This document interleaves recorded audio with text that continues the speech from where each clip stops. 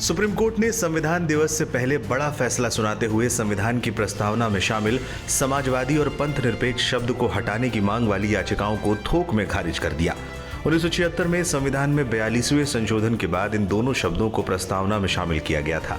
CJI Sanjeev Khanna और justice PV Sanjay Kumar ने कहा कि संसद के पास संविधान में संशोधन करने का अधिकार है, हालांकि किसी संशोधन से संविधान के मूल तत्व में बदलाव नहीं होना चाहिए। कोर्ट ने कहा कि 26 नवंबर 1949 के जैसी प्रस्तावना करने के लिए ही इन शब्दों को प्रस्तावना से हटाया नहीं जा सकता। सही बात यह है कि 26 नवंबर 1949 को संविधान देश के लोगों को सौंप दिया गया था, लेकिन संविधान को स्वीकार करने की तारीख आर्टिकल 368 के तहत दिए गए अधिकार को खत्म नहीं कर सकती। बीजेपी के पूर्व सांसद सुब्रमण्यम स्वामी, सामाजिक कार्यकर्ता बलराम सिंह और एडवोकेट अश्विनी उपाध्याय ने सुप्रीम कोर्ट में याचिका फाइल करते हुए कहा, 42वें संशोधन के बाद संविधान बनाने वालों के मूल दृष्टिकोण को खत्म कर दिया गया। उन्होंने कहा, समाजवादी और धर्मनिरपेक्ष शब्द 1976 में संशोधन के माध्यम से जोड़े गए थे और इस तथ्य से कोई फर्क नहीं पड़ता कि संविधान को 1949 में अपनाया गया था। यदि पहले के मामलों में प्रभावी होने वाली इन दलीलों को स्वीकार कर लिया गया तो वो सभी संशोधनों पर लागू होगी। स्वामी ने अपनी याचिका में कहा था कि संविधान जिस तारीख को अपनाया गया था उस समय जो प्रस्तावना थी उसे बदल दिया गया। वहीं एडवोकेट अश्विनी उपाध्याय ने कहा कि उन्हें समाजवादी और पंथ निरपेक्ष शब्द से ऐतराज नहीं है, बल्कि जिस अवैध तरीके से इसे शामिल किया गया उस पर ऐतराज है।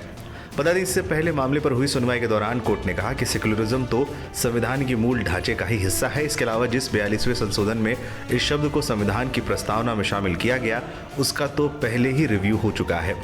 उस समय भी बेंच के रुख से ऐसा लगा था कि अदालत सेक्युलर और सोशलिस्ट शब्दों को संविधान में जोड़े जाने को सही करार दे सकता है। यही नहीं, बेंच का यह भी कहना था कि सेक्युलरिज्म और सोशलिस्ट की परिभाषा को हमें पश्चिम के चश्मे से नहीं देखना चाहिए। दरअसल याचिकाकर्ताओं का कहना है कि संविधान में इन शब्दों का असामान्य परिस्थितियों में जोड़ा गया था। लोकसभा के अतिरिक्त सत्र में इसे शामिल करने का प्रस्ताव पारित हुआ था। याचिका में कहा गया था कि इन संशोधनों को राज्य से मंजूरी के बिना ही शामिल किया गया था। चीफ जस्टिस संजीव खन्ना ने याचिकाकर्ताओं की आपत्तियों को विस्तार से सुना, लेकिन ये भी कहा था कि इस पर पहले भी अदालत में विचार हो चुका है। इस केस की सुनवाई के दौरान सुब्रमण्यम स्वामी भी व्यक्तिगत तौर पर मौजूद थे। इस दौरान याचिकाकर्ताओं के वकील ने कहा कि देश के लोगों को एक खास विचारधारा मानने के लिए बाध्य नहीं किया जा सकता। इस पर चीफ जस्टिस ने कहा, ऐसा कोई कर भी नहीं सकता है और ना कोई कर रहा है।